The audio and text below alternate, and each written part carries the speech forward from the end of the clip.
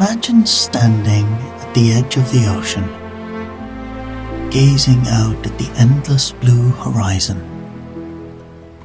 Beneath those waves lies a world more alien than the surface of Mars. A realm of crushing pressures, eternal darkness, and creatures that defy imagination. The ocean covers more than 70% of our planet's surface, yet we've explored less than 5% of it.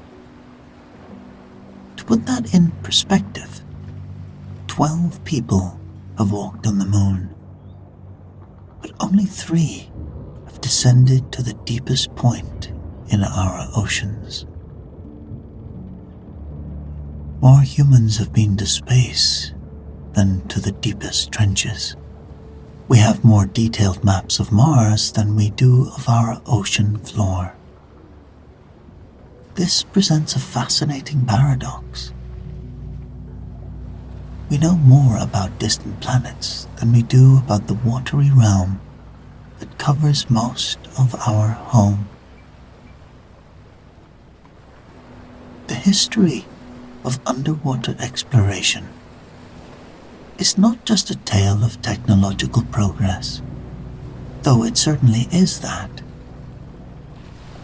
It's a story of human courage, ingenuity, and our relentless drive to push beyond our natural limitations. Every descent represents a battle against physics itself. Water pressure increases by 1 atmosphere for every 10 meters of depth. At just 100 meters, the pressure is 11 times what we experience on the surface. Enough to compress human lungs to the size of fists.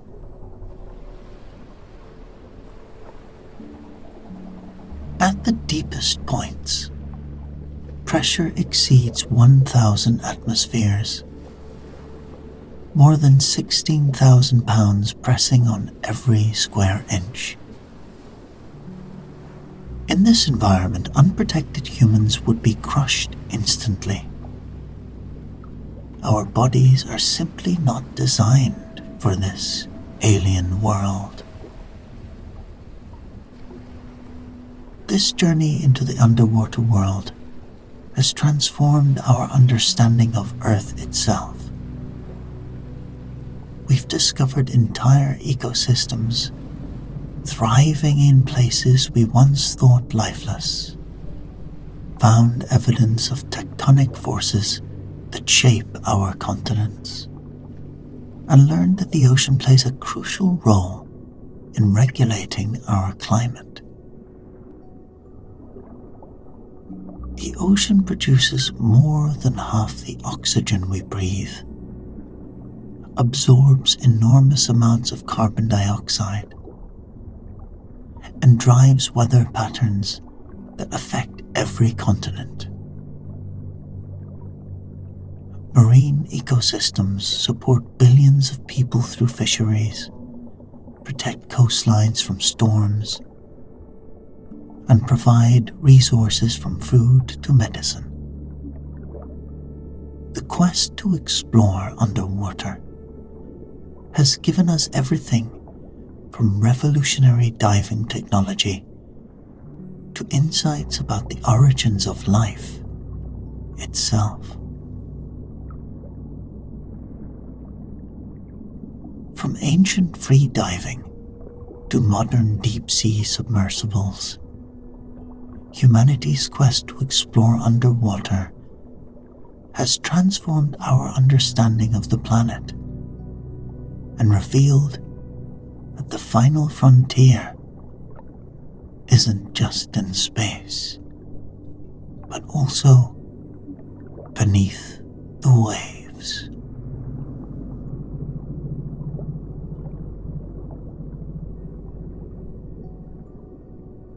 Long before sophisticated equipment existed, humans were already venturing beneath the waves.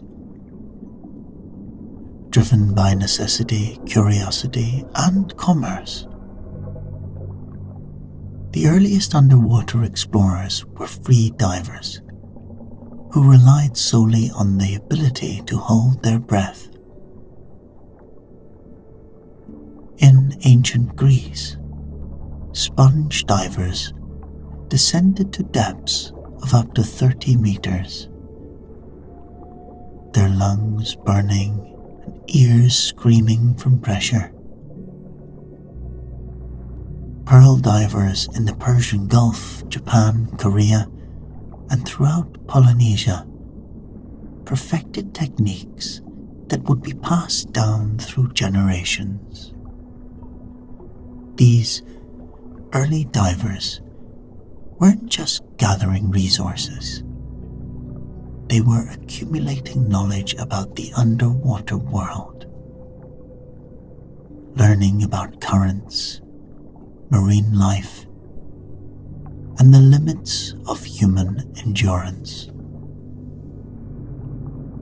Diving became an economic necessity and a skill that defined entire coastal communities.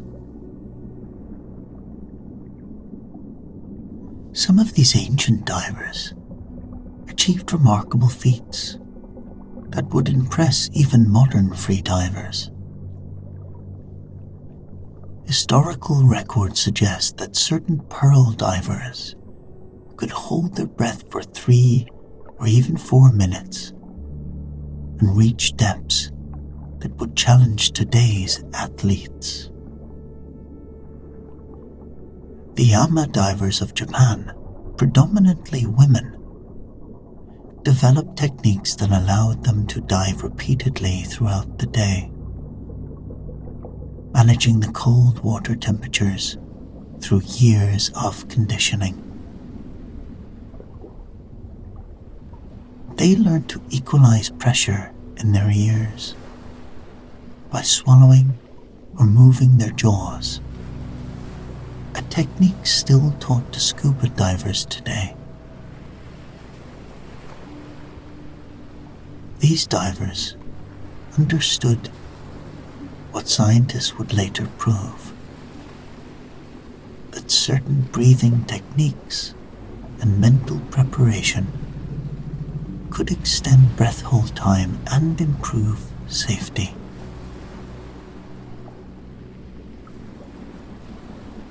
Their knowledge was built on generations of experience passed from parent to child. Military applications of diving emerged early in human history. During the Peloponnesian War, Greek divers were employed to sabotage enemy ships and clear harbors of obstacles. The historian Herodotus wrote about Scylla and his daughter Cyane, who dove to cut the moorings of Persian ships in 480 BCE, disrupting the invasion. While some details are likely embellished, it demonstrates that ancient peoples recognized the tactical advantage of underwater operations.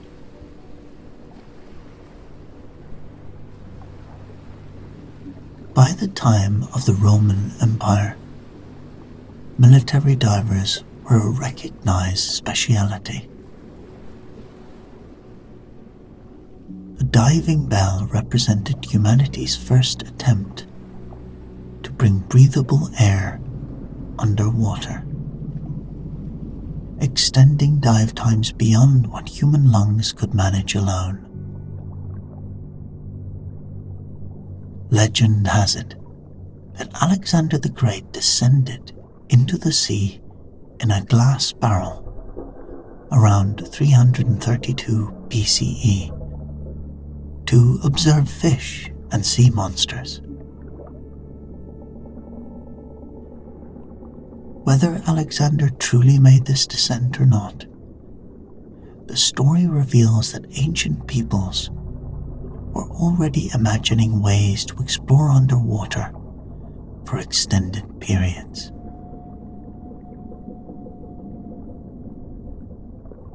The concept was elegantly simple. Trap air in an inverted container and carry it beneath the surface. Aristotle himself described diving bells in his writings, suggesting they were known, if not widely used, in the ancient world. The Renaissance period saw renewed interest in underwater exploration, blending ancient wisdom with new scientific understanding. Leonardo da Vinci, that quintessential Renaissance man, sketched designs for diving equipment in the late 1400s and early 1500s. His notebooks contain drawings of breathing tubes, webbed gloves for swimming, a diving suit made of leather, and even early concepts for submarines. While many of his designs were never built during his lifetime, they demonstrated a sophisticated understanding of the challenges involved in underwater work. Da Vinci grasped that underwater pressure increases with depth, and that divers would need both reliable air supply and protection from the cold and pressure. By the 1600s, practical diving bells were being constructed and used across Europe. In 1691, astronomer Edmund Halley, famous for the comet that bears his name, developed an improved diving bell that could be resupplied with air from weighted barrels sent down from the surface. Halley's bell allowed divers to stay underwater for extended periods and work at depths previously thought impossible. This wasn't just theoretical work. Halley himself tested the device in the Thames River, spending over an hour at the very bottom. His innovation included a clever system where fresh air barrels were sent down and stale air was vented through a valve at the top of the bell, creating a sustainable underwater environment. Divers could even exit the bell briefly while underwater, connected by leather tubes to the air supply inside. Now this marked a crucial turning point. Humans could now work underwater for hours rather than minutes, opening up possibilities for salvage operations, harbor construction, and systematic exploration of the shallow seas.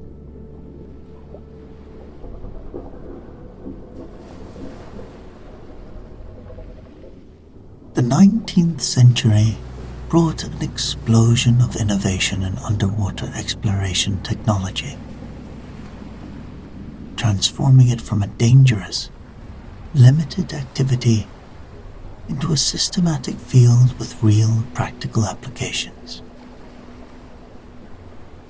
The Industrial Revolution provided new materials like vulcanized rubber, better engineering knowledge, and manufacturing capabilities that made sophisticated diving equipment possible. The development of modern diving suits stands as one of the era's greatest achievements, combining multiple innovations into a system that would define underwater work for more than a century.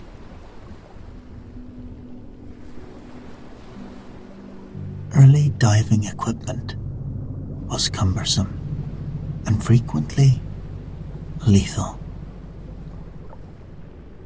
Divers wore leather suits with heavy metal helmets connected to the surface by an air hose. These early open dress diving suits were prone to catastrophic failures. If the air supply was interrupted, water would rush in and the diver might drown. Augustus Seebee, a German-born British engineer, revolutionized diving technology in the 1830s with his closed diving suit. Unlike earlier open suits, where water could freely enter at the waist, Seebee's design was sealed, keeping the diver completely dry. The helmet was attached to a waterproof canvas suit, and air was continuously pumped down from the surface by hand-operated pumps on the ship above. This standard diving dress became the foundation for diving operations for over a century. Seebee suits enabled divers to work at depths of 40 meters or more for extended periods. So the diving industry grew rapidly throughout the Victorian era. Professional divers became essential for maritime operations worldwide. They worked on everything from bridge foundations to recovering treasure from Spanish galleons. These hard hat divers developed a culture all of their own, with specialized skills passed from master to apprentice. The work was dangerous, but lucrative,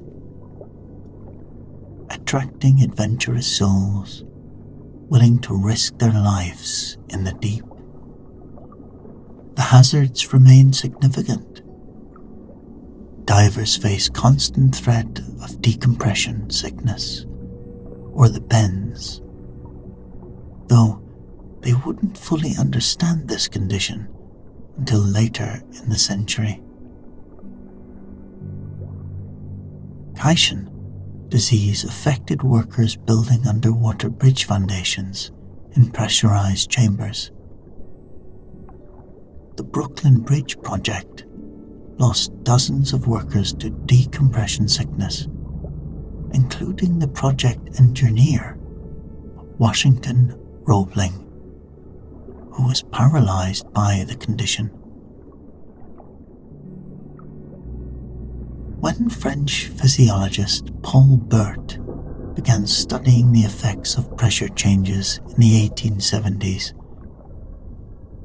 he discovered that nitrogen dissolved in the blood under pressure, which would form dangerous bubbles if pressure was released too quickly.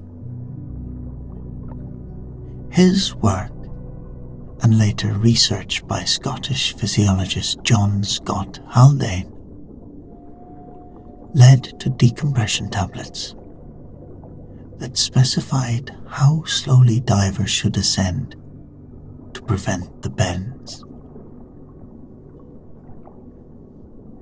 diving became slightly less deadly as protocols were developed, though it remained one of the most dangerous occupations on Earth. Parallel to advances in diving suits, the 19th century saw the development of submarines, vessels capable of sustained underwater travel. Robert Fulton built the Nautilus in 1800 for Napoleon. Though the project was ultimately abandoned when Napoleon decided submarines were dishonorable weapons, Fulton's design proved that sustained underwater travel was possible. The American Civil War saw the deployment of the CSS Hunley, which became the first submarine to sink an enemy ship in combat in 1864. On February 17, 1864, the Hunley attacked and sank the USS Housatonic in Charleston Harbor using a spar torpedo. The victory came at ultimate cost. The Hunley was lost, with all 8 crewmen immediately after, probably from the explosion shock wave or subsequent damage.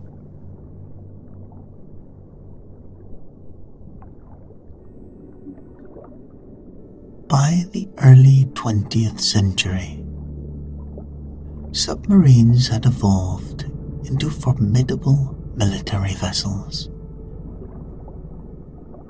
The development of electric motors, diesel engines, periscopes, and improved hull designs made submarines practical for both military and scientific purposes. Submarines saw extensive use in World War I, forever changing naval warfare with their ability to strike unseen from below.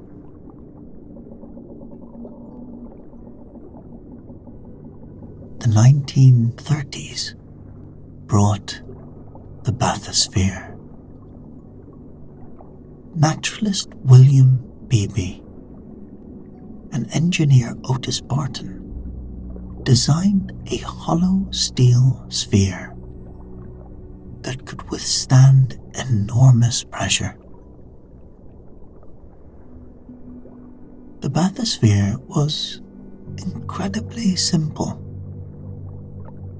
A steel ball with thick quartz windows, lowered on a cable. In 1934, off Bermuda, Beebe and Barton descended 923 meters, more than twice as deep as any human had gone before. Peering through the tiny windows, Beebe saw strange fish and bioluminescent creatures never observed alive. His radio broadcasts captivated the public worldwide. He described a world of perpetual twilight, where bizarre creatures with enormous eyes and glowing bodies drifted past. The bathysphere proved that the deep ocean wasn't an empty void, but a living, breathing ecosystem teeming with strange life.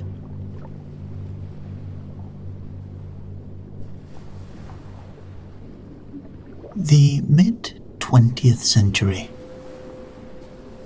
represents the golden age of underwater exploration, when technological breakthroughs combined with post-war optimism to create an explosion of interest in the underwater world. The single most transformative invention was scuba, self-contained underwater breathing apparatus. Before scuba, divers were tethered to the surface by air hoses or limited to brief breath-hold dives. French naval officer Jacques Cousteau and engineer Émile Gagnan changed everything in 1943 with their invention of the Aqua-Lung.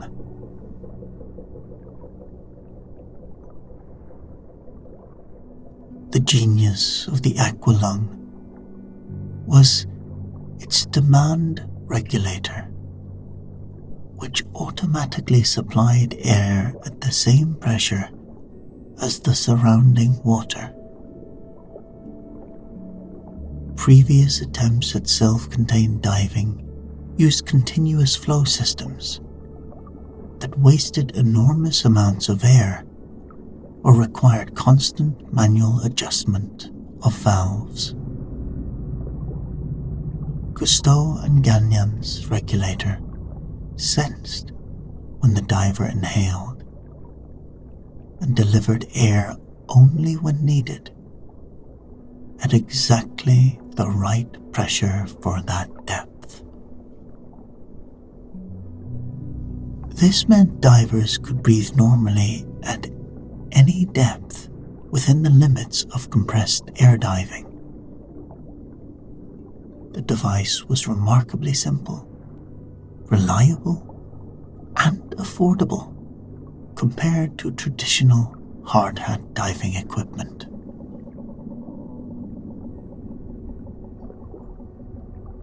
When the war ended, Cousteau began making films and writing books about his underwater adventures,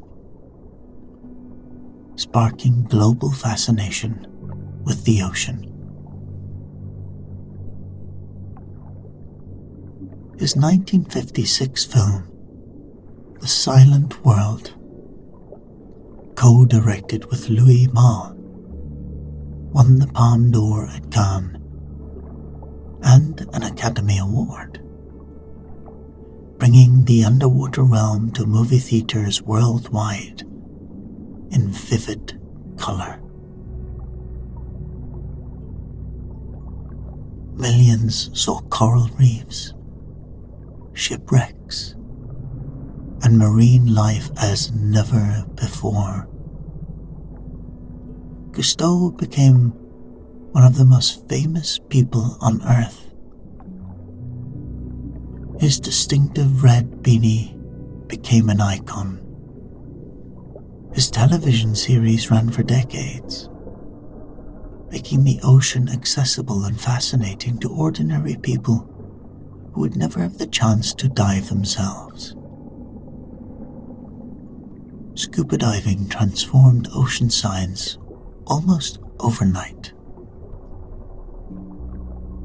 Marine biologists could now observe fish and coral reefs in their natural habitats rather than studying dead specimens holed up in nets.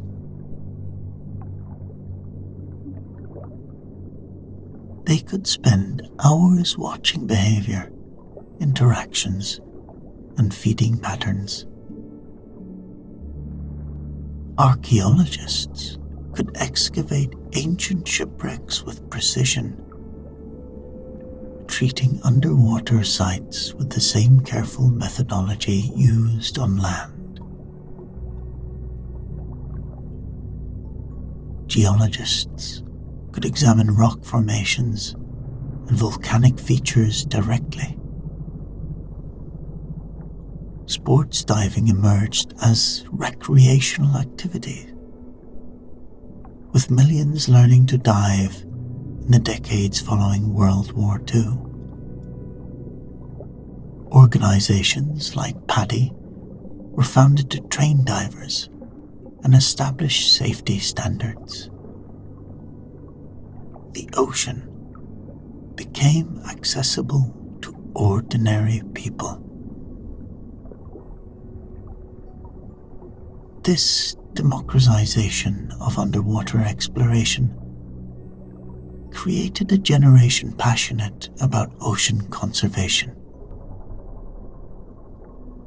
But scuba had fundamental depth limits imposed by human physiology. Nitrogen narcosis affects divers below about 30 meters, causing impaired judgment similar to intoxication.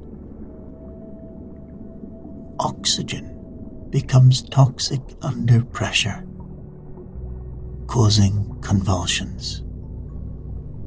Conventional scuba diving is restricted to about 40 meters for recreational divers.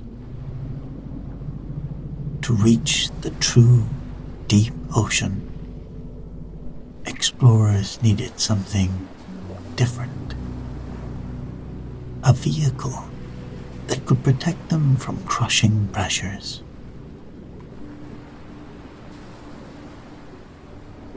Enter the bathyscaphe Trieste, designed by Swiss physicist Augustus Piccard and his son Jacques.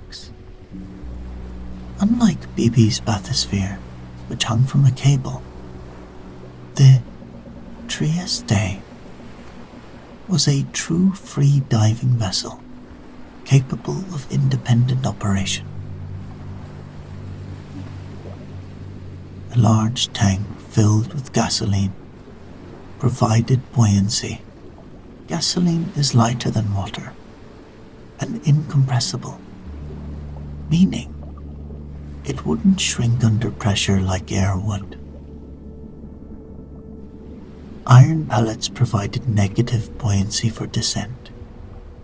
To ascend, the pellets would be released using electromagnets, allowing the vessel to float back to the surface like a bubble.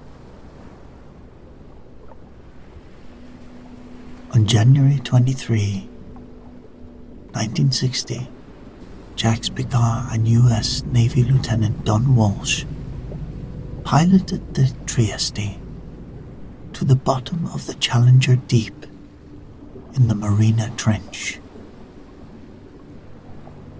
the deepest point in the world's oceans. 10,916 meters below the surface. At that depth, the pressure exceeds 1,000 atmospheres, more than 16,000 pounds per square inch. A human body exposed to that pressure would be crushed instantly into something the size of a briefcase. The journey down took nearly 5 hours, descending through sunlight, surface waters, into the perpetual darkness of the abyss. At the bottom, they observed flatfish and shrimp through their small window, proving that life exists even in the deepest trenches, in conditions we once thought incompatible with life. The dive lasted only 20 minutes at the bottom, before they began the slow ascent. But it proved that humans could reach the deepest place on Earth. This record stood for 52 years.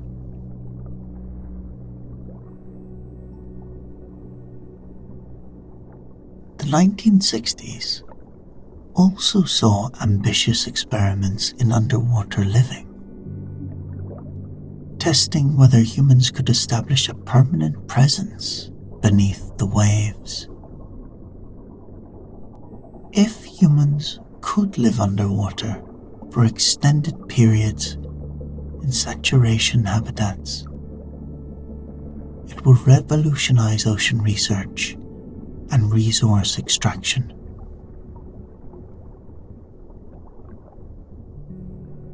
The US Navy's Sea Lab placed teams of aquanauts in underwater habitats for weeks at a time.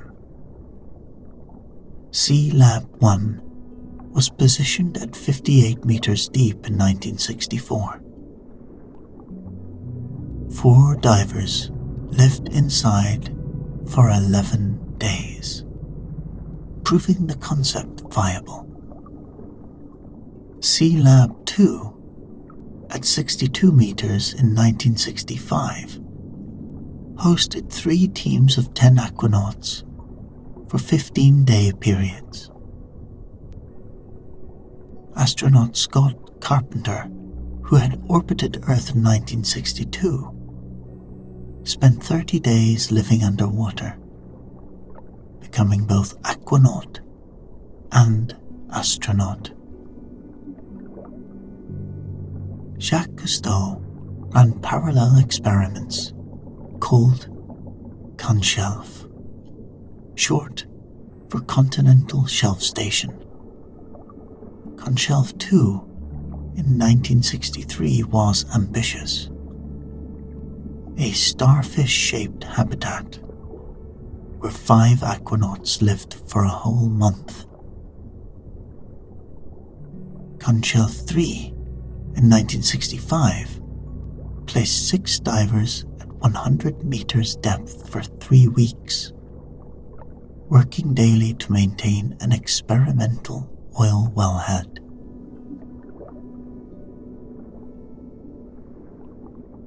These underwater habitats were complete with living quarters, laboratories, communication systems, and even entertainment facilities. The French aquanauts famously enjoyed wine with dinner, even at depth. While the programs were eventually discontinued due to cost and risk, they demonstrated that humanity could establish a presence in the ocean for extended periods, laying conceptual groundwork for offshore oil platforms and even space station designs.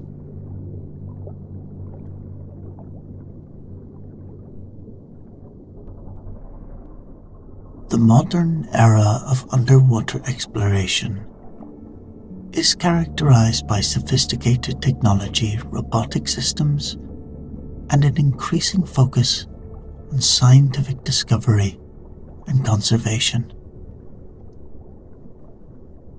The development of remotely operated vehicles, or ROVs, has revolutionized how we explore the ocean.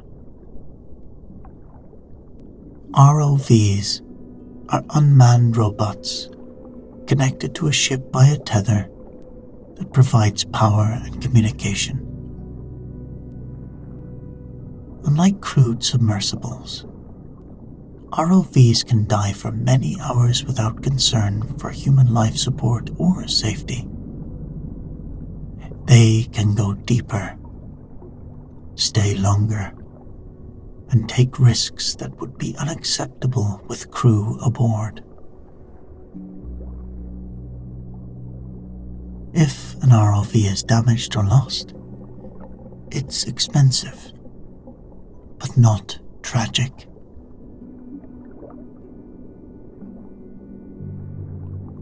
Early ROVs in the 1970s were primitive, little more than underwater cameras with thrusters for movement.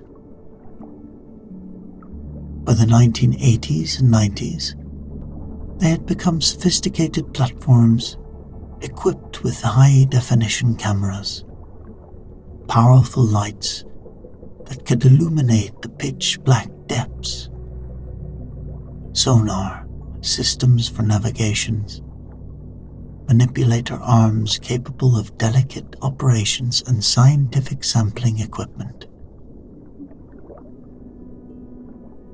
Today's advanced ROVs can work at full ocean depth, 7 miles down, collecting samples, deploying instruments, and performing delicate tasks like recovering artifacts from shipwrecks or repairing underwater fiber optic cables that carry internet data.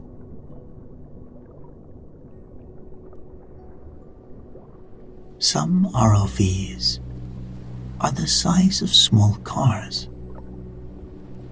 equipped with multiple manipulator arms and enough lights to turn the black depths into something resembling daylight.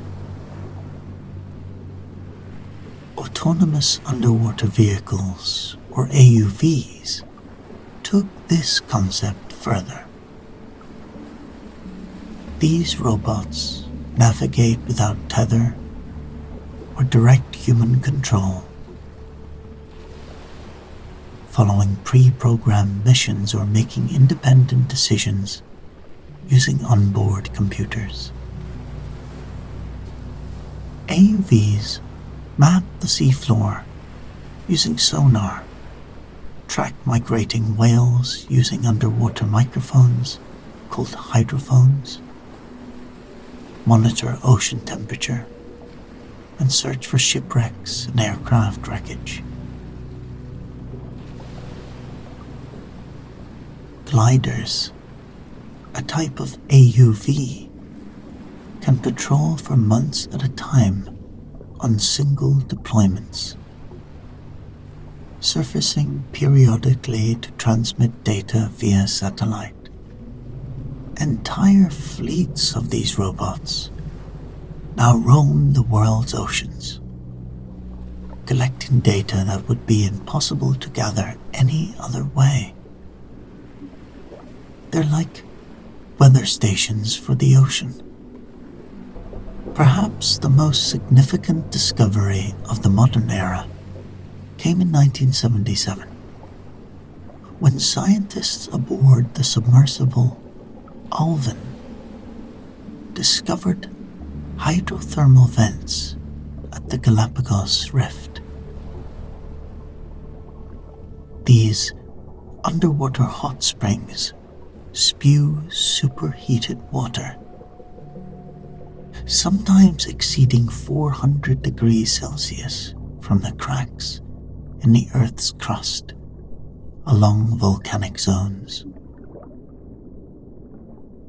The mineral-rich water emerges as black or white smoke, creating dramatic underwater chimneys that can grow several stories tall. Structures called black smokers.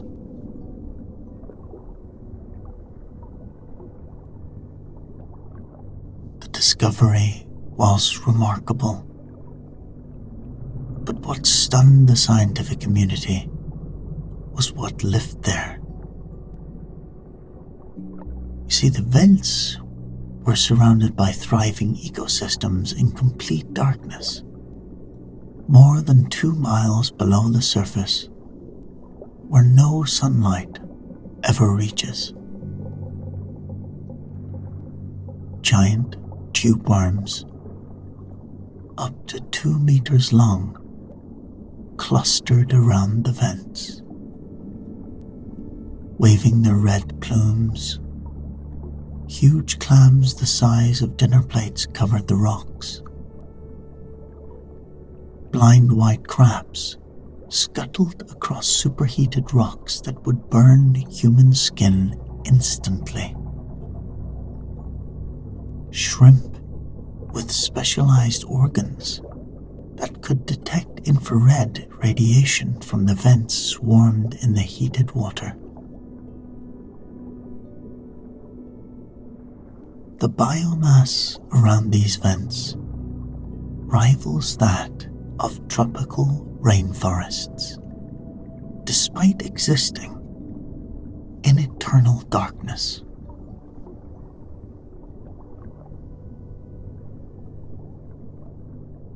Until this discovery, scientists believe all life on Earth ultimately depended on photosynthesis and sunlight. Plants capture solar energy. Herbivores eat plants. Carnivores eat herbivores. The vent communities proved otherwise. These organisms derive energy from chemosynthesis, where specialized bacteria convert chemicals from the vents, primarily hydrogen sulfide, into usable energy through chemical reactions. These bacteria form the base of a food chain completely independent of the sun. The tube worms have no mouth or digestive system. They survive entirely through symbiotic bacteria living in their tissues. Bacteria that process toxic chemicals from the vent water.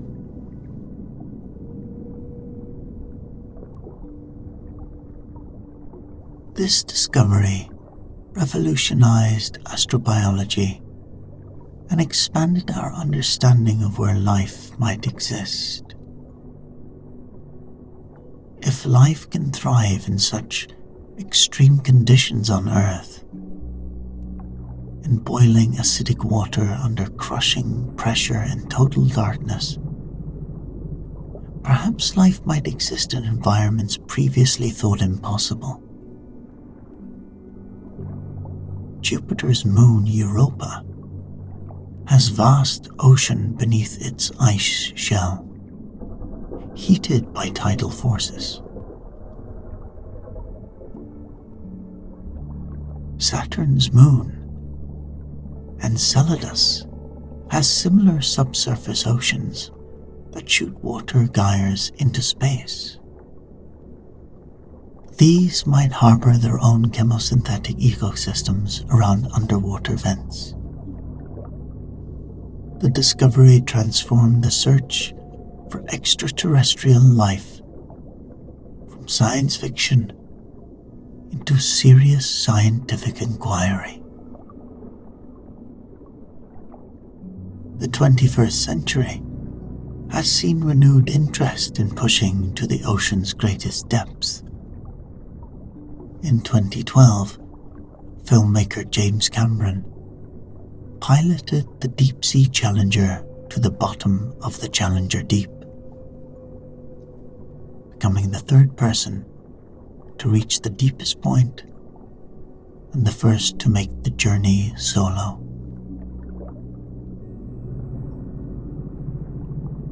His vertical torpedo-shaped submersible descended in just over 2 hours, much faster than the Trieste's 5-hour journey, thanks to modern materials and design. Cameron spent more than 3 hours at the bottom, capturing images in high-definition 3D, collecting scientific examples, including sediment cores from the seafloor. He discovered new species of sea cucumber and amphipods, tiny shrimp-like creatures. More recently, private explorer Victor Vescovo mounted the 5 Deeps expedition, reaching the deepest point in each of the world's 5 oceans. Using the specially designed submersible DSV limiting factor, Vescovo successfully reached the bottom of the Atlantic, Southern, Indian, Arctic, and Pacific Oceans between 2018 and 2019. In the Mariana Trench, he dove deeper than any human before, reaching 10,927 meters. He discovered new species and found plastic bags and candy wrappers. A sobering reminder that human pollution reaches even the most remote corners of our planet, places only 3 people have ever visited.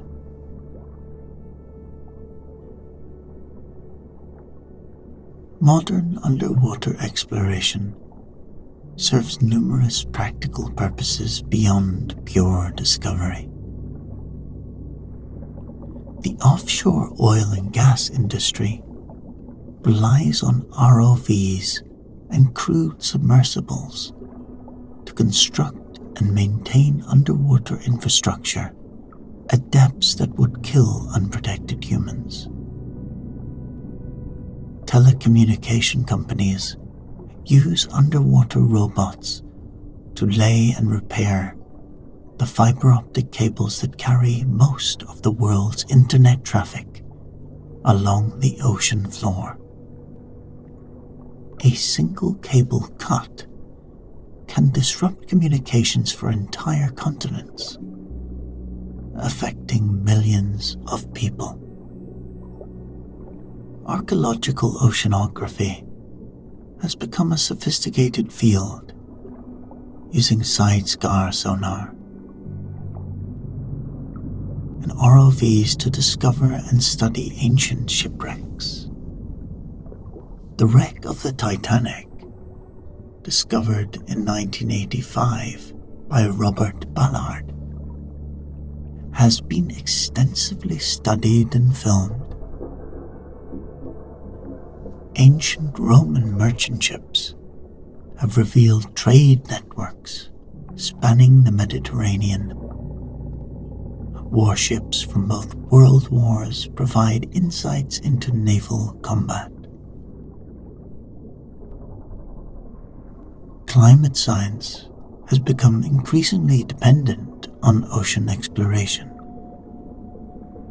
The ocean absorbs about 30% of human carbon dioxide emissions and more than 90% of excess heat from global warming. Autonomous floats, called the Argo, now drift throughout the world's oceans, measuring temperature, salinity, and currents from the surface to 2,000 meters depth. Nearly 4,000 of these robots continuously patrol the seas, surfacing every 10 days to transmit data.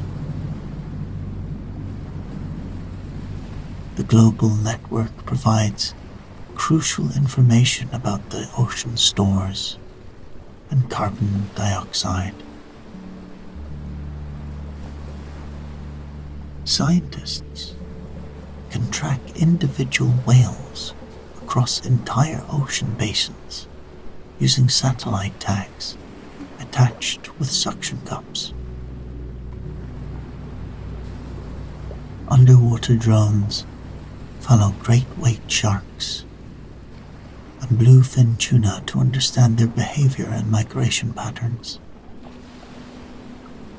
Deep sea cameras left at the ocean floor for weeks or months have revealed behaviors never before seen. Giant squids hunting prey, deep sea fish spawning in massive aggregations,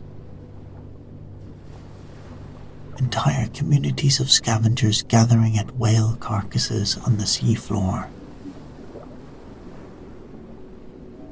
Each expedition discovers new species. In a single dive to a deep-sea mount, scientists might find dozens of creatures previously unknown to science. Estimates suggest we've only discovered perhaps 10% of marine species. The ocean remains largely unknown. A vast living library we've barely begun to read.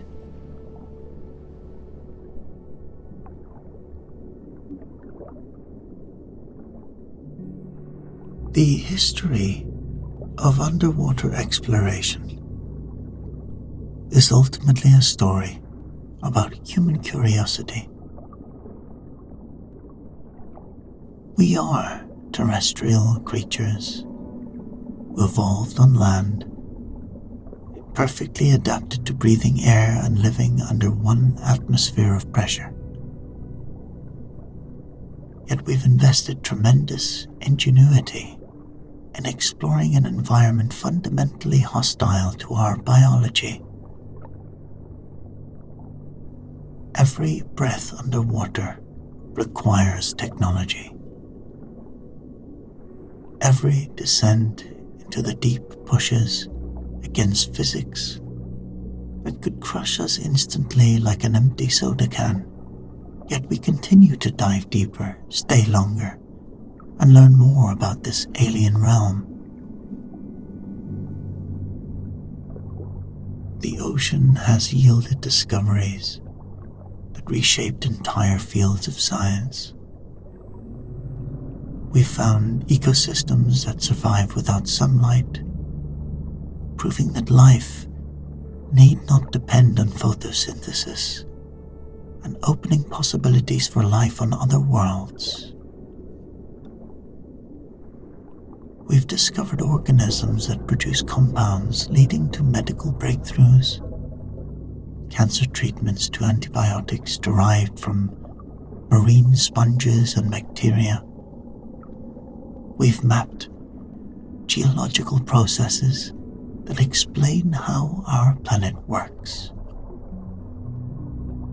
From sea floor spreading at mid-ocean ridges to the theory of plate tectonics that revolutionized Earth science in the 1960s.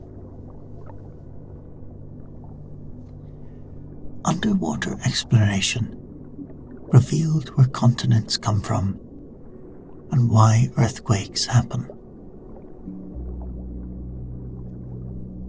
Technologies developed from underwater exploration have spun off into countless applications beyond oceanography. Improved pressure vessels benefit aerospace engineering and energy storage systems. Advanced robotics developed for ROVs now assist in minimally invasive surgery and space exploration on Mars. Materials science advanced through studying how organisms survive at extreme depths has led to stronger, lighter materials. Sonar technology developed from submarines now helps us understand whale and dolphin communication and locate schools of fish for sustainable fishing. Yet, despite centuries of effort and billions of dollars invested, we've barely scratched the surface. We have better maps of Mars and the Moon than of our own sea floor. Most of the oceans remain unexplored. Scientists estimate we've discovered only 10 to 20% of marine species. Each dive into a previously unexplored area reveals new creatures, new geological features, new chemical compounds, new mysteries waiting to be solved. The deep ocean may harbor more biodiversity than all terrestrial ecosystems combined. Looking forward, underwater exploration stands at an exciting crossroads, with revolutionary breakthroughs on the horizon. New technologies, like artificial intelligence, could enable robots to make autonomous discoveries, recognizing interesting phenomena and adapting their missions without human input. Machine learning algorithms are being trained to identify species from images automatically, analyze acoustic data to track whale populations, and predict where interesting features might be found.